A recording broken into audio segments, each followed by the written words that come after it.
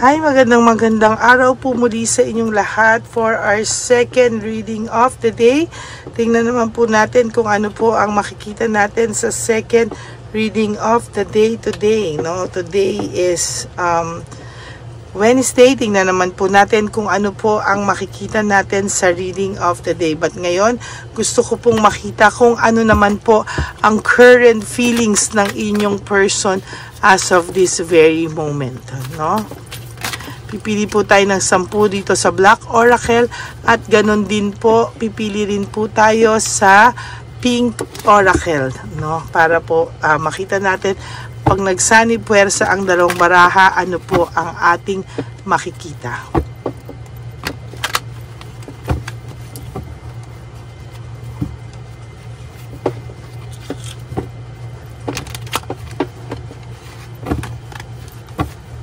Okay, pili po tayo ng 10. 1, 2, 3, 4, 5, 6, 7, 8, 9, and 10.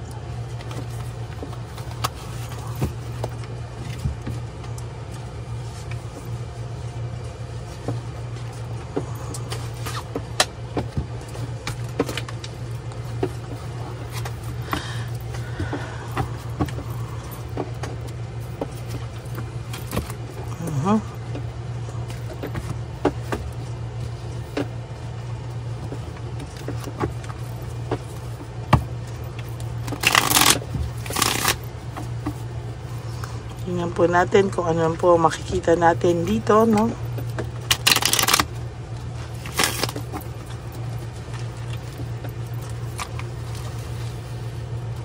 Pili po tayo ng 10. 1, 2, 3, 4, 5, 6, 7, 8, 9, 10.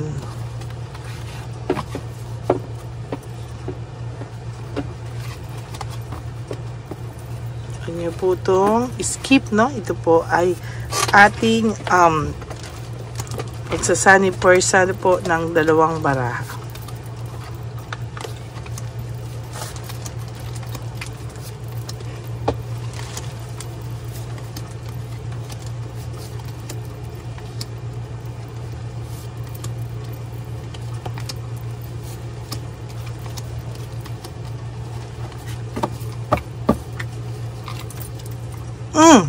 Ang una pong baraha ay nagsasabi na mahal ka pa po ng person mo.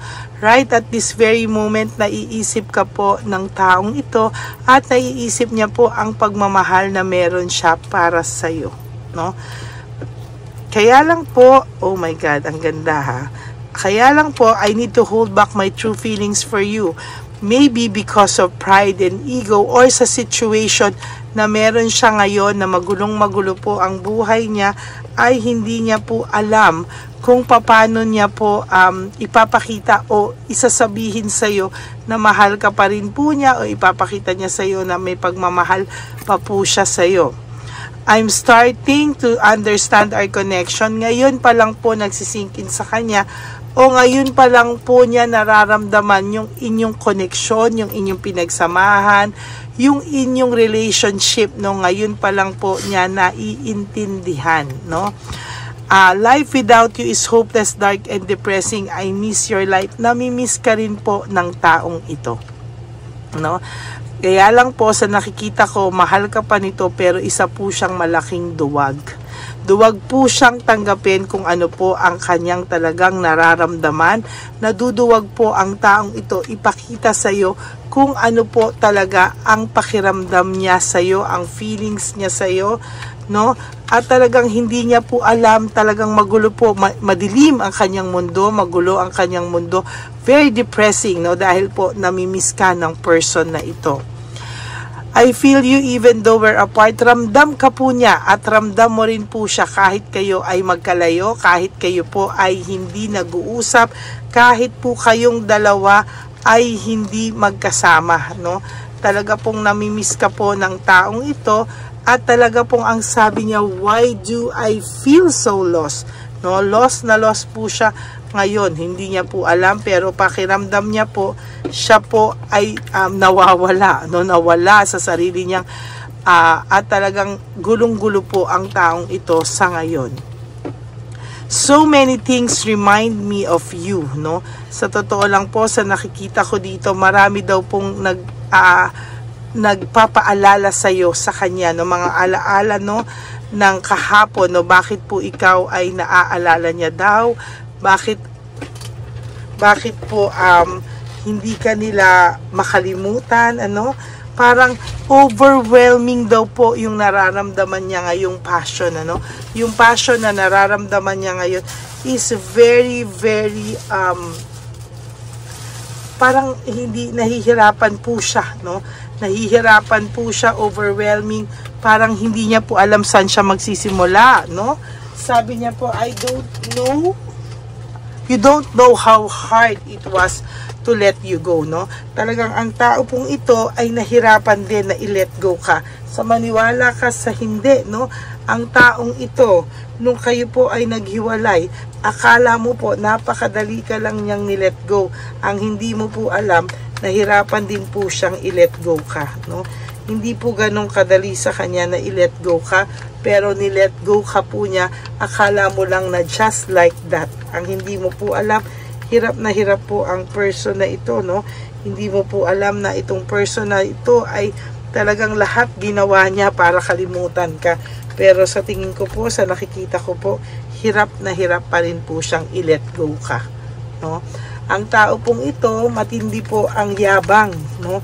Matindi ang yabang, matindi ang pride, pero sa totoo lang po, no, pagdating po sa'yo, hindi niya po malabanan. Kaya nga po, galit na galit ito, no? Pinaparamdam niya po na bakit daw ganon na lang ang galit niya, no? Pagdating sa'yo, kunwari, pinapakita niya po na hirap siyang, galit na galit siya, but the truth is, hindi naman po siya galit talaga, no? That's just script para sa sarili niya.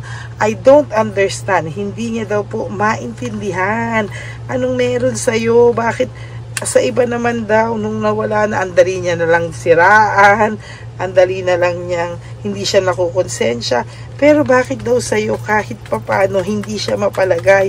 Bakit daw siya nababalisa? Bakit daw siya nahihirapan, ano? Talagang sa nakikita ko sa kanya, hindi niya po alam, no, kung bakit daw po ganun ang pakiramdam niya. Ibang-iba daw yung pakiramdam niya nung sayo na, no? Nung sayo na ay hirap na siya. Hindi niya po alam talaga ang rason, pero hirap na hirap po ang taong ito sa ngayon, no? Medyo hindi mo po alam, no, bakit daw ganito ang pakiramdam niya. No, wala ka daw kaalam-alam sa lahat ng totoong nangyayari sa kanya, no? At sa nakikita ko po sa kanya, hirap po itong taong itong magpakita ng pakiramdam, ng feelings. Talagang hindi niya po yan aaminin sa'yo, pero talagang ang pakiramdam niya po is talong-talo po siya pagdating sa'yo, no? Ganyan po ang pakiramdam ng taong ito, no? Hindi mo man po alam, no? Hindi mo man po talaga sa kanya pinapakita, no, yung mga feelings mo din, ano? Pero alam mo po, umaasa tong taong to na mahal mo pa rin siya, no? Na nag-aantay ka lang daw na bumalik siya sa'yo, no? Na ang alam niya po ay talagang whether you like it or not, hindi mo daw po siya makakalimutan. Just like that. Medyo makapal din siya, no? Pero totoo din naman po talaga, no, na hindi mo rin siya ganon agad makakalimutan. At talaga naman ding totoo na mahal mo rin naman po talaga ang taong ito, no? Kahit sa aminin mo't hindi, alam niya po sa sarili niya na mahal mo rin po siya. Okay? We will be together again. Nako, umaasa pa po ang taong to na sa susunod na panahon you will be together again. Sabi niya, I can't take it anymore. Hindi na rin daw niya po ito take, no? Talagang kailangan, sabi niya, I wish things could be different, no? Sana daw po ay hindi po naging ganito, no? Kalungkot yung inyong ending, at hindi pa po siya naniniwala na ending na ito, no? Nung una daw po kasi masyado siyang na-overwhelm. Akala niya masyado kang clingy, masyado kang lahat, no? Parang masyado kang demanding, masyado kang clingy, masyado kang kapit na kapit, pero ngayon hindi niya lang daw kinaya yung pagmamahal mo, feeling niya nasakal siya. Pero ngayon po sinasabi niya po na hinahanap-hanap naman niya yung ganong klaseng pag-aalaga. Oh my God, I love you and I love you unconditionally. Mahal ka pa rin po talaga ng taon ito, no? Talagang sinasabi ko po sa iyo na talagang mahal ka ng taong to. Hey, I long for your kiss, no? Namimiss ka po niya talaga. Sinasabi ko sa iyo, namimiss ka po ng taong ito. I am becoming a better person, no? Hindi mo po alam, akala mo sobrang yabang pa rin to, sobrang pero pinipilit niya pong maging maayos kahit ayaw mo man, ano? Nasaktan din naman daw po siya sa iyo, no? I was hurt by you, no? Nasaktan din ito, at pakiramdam niya kayong dalawa rin ay nagkasakitan din. But sabi niya po, I wish I could take back my words, no? Alam po na marami raw siyang nasabing masakit sa iyo, pero ngayon gusto niya pong i-take yung words niya pabalik, no? Kahit na mahirap po ito, gusto niya po na i-take po ito back, no? Na hindi po yan talaga hindi niya po talaga yan minimin, no? And lastly, is it over? Nagtatanong po siya, talaga daw bang tapos na daw ba kayo? Tapos na raw ba sa'yo, no? Kasi sa kanya po parang hindi pa po tapos, no? Nag-aantay lang po ito ng tamang panahon. Maybe talagang meron lang po itong inaantay na mga senyales, or meron lang po itong inaantay, no? Para na mga pagbabago din siguro sa kanya, no? Talagang siguro po ay meron siyang timing na inaantay, no? So yan po ang inyong second reading of the day. Mahal ka pa rin po niya, kaso po masaklap man pong aminin sa iyo, pero isa po siyang malaking duwag, naduduwag pa rin po siyang harapin kung ano po yung nararamdaman niya sa ngayon, ano? Yan po yung masaklap, no? Yung minsan akala mo madali nung umamin ng feelings, hindi pala, no? Lalo na alam mong nagkasakitan kayo, alam niya, no, na medyo nasaktan ka niya ng sobra, no? Yun, maraming salamat po sa inyong lahat, and I hope na naka-resonate kayo. And if you do, can you please give me a like and comment down below para naman po alam ko kung ano naman po ang inyong nasa saloobin, okay? Maraming salamat po sa inyong lahat, and God bless you all.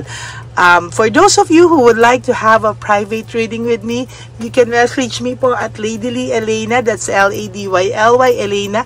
Nasa dulo po yan ng ating video. Diyan nyo lang po ako makokontakt. That's my only official and legit FB account. Maraming salamat po sa inyong lahat. And for those of you who would like to give me a super thanks, I would really appreciate that from the bottom of my heart. And please, no skipping of ads. Tulong nyo na po yan sa ating channel. Lalo na po ang ating One Love a Day will be on December 14. Ano? December 14 na po yan. Kaya maraming salamat po sa inyong lahat. Magpapasaya po tayo ulit ng matatanda sa kalye. Okay? Maraming salamat po, and God bless you all. Ang lagi ko pong bilin sa aking mga ever loyal, faithful, solid Lady Elena friends, family, and subscribers na mahal ko po is to live one day at a time. Do 3 things that will make you happy for today, and prioritize yourself, and tomorrow is another day. Ganun na naman po ang gagawin nyo, at makikita nyo po na nakasurvive na kayo, no? And of course, life is too short. Don't make it shorter by stressing yourself from all the pains and heartaches na binigay sa inyo ng kahapon. Just surrender everything to the divine universe and just let go, and let God write your life and love story. I will be back for another set of reading. Huwag po kayong malulungkot. For the meantime, ilalabas po natin ulit, o orasyonan ko lang po ulit, ano, i-meditate ko lang po ang ating wishing candle bago ko po ulit siya ilabas, no?